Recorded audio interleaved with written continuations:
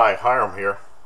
The other day I did a test, a boil test on this pot stand and stove, carbon fiber stove that Dragon Rider sent to me, and I made the comment that I thought maybe the pot stand was a little small in diameter and that I made mine differently, and that if anybody wanted I would show them how I do it. So I thought I'd try that today since I got tons of comments and requests for that information.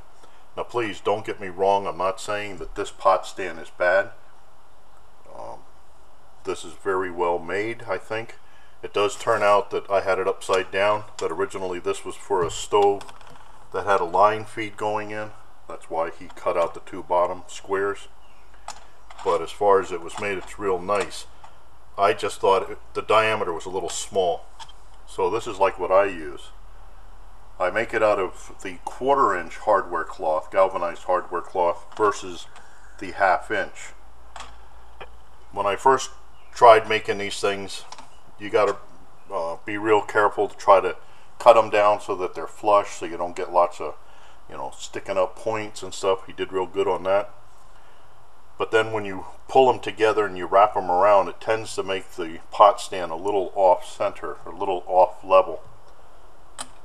So I went to 1/4 inch because, one, it's a little bit easier to adjust how much height there is if you're going by 1/4 inch squares instead of 1/2 inch. I made it with that, where you just cut it out, wrap it around something to give you a circular, a cylinder. But what I found out was then when I stood it up, the 1/4 inch was a little bit too weak and it would tend to bend.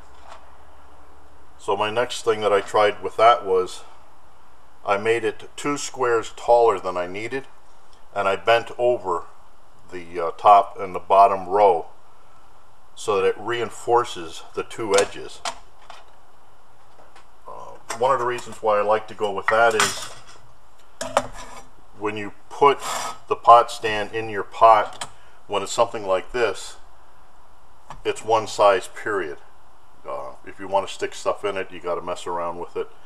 But with something like this, I can stick it in my pot and then spread it so I can fit more in there. So anyway, what you do, and his pot stand does seem to fit for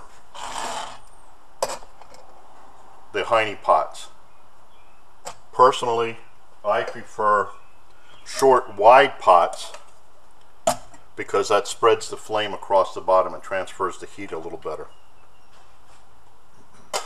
What you do then, get yourself some hardware cloth. You can go to your local small ma and pa hardware stores and they'll cut you off a 1-foot wide piece by maybe 3 foot long, and you can cut out your pieces. I was lucky, I found a whole big hunk of the hardware cloth after I already bought it at I found this at Goodwill for 97 cents. Been cutting pot stands out of it ever since. So you figure out what the height is you want. His stove was about a 1/2 inch high, and the magic number seems to be 1 inch from the top of the stove to the bottom of the pot. So 1/2 inch plus 1 inch gives you 1.5 inches. That comes out to what, 6 squares, 6 1/4 inch squares plus 2 squares so that I can fold it over. So I cut a piece 8 squares high. Now you can either go at it with a pair of pliers, or I have this tool that I've used for some other sheet metal projects that I've done. It's a bender thing for bending edges on sheet metal. And what I can do is I just feed the edge of the hardware cloth in here. A little easier said than done, but there we go. Put it all in there, down to the second row wire, like that. So now it's 1 squares inside this forming tool, and all I have to do then is just take it, bend it down, and there you get the one edge. You could take a hammer, I don't have my hammer here, Just take your hammer then and pound this down lightly. You don't want to break it, but just, you know, pound it down. I'm just going to push it down by finger hold right now. So that reinforces that edge. If I do the same thing with the other side.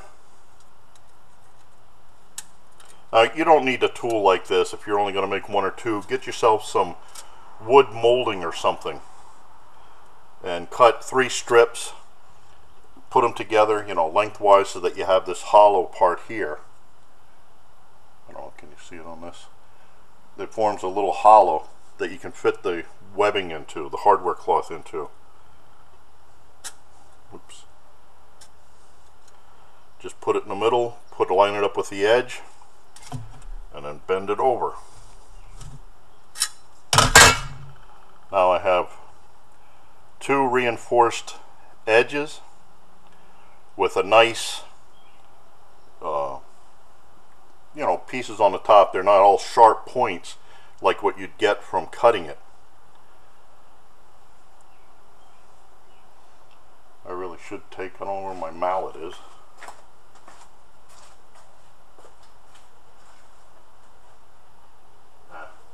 Anyway, this is down pretty good. Then what you do is you just take something, anything, a can, whatever, and just roll this around the can. I put the folded edge on the inside, just like so.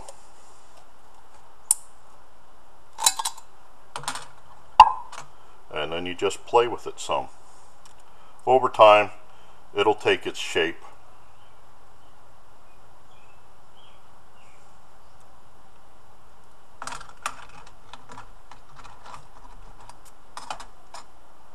Has to be wound down a little bit more. But anyway, you get the idea. This is probably too large of a can. I need something smaller. I usually have a dowel here that I wrap it around. But you just get a cylinder, wrap it around that, and then there you have a pot stand.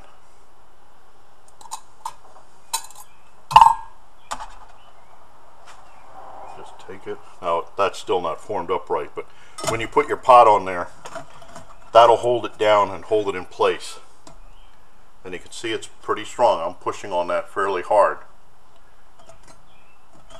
But then you have a pot stand that can go inside your pot and, you know, not lose up space for you.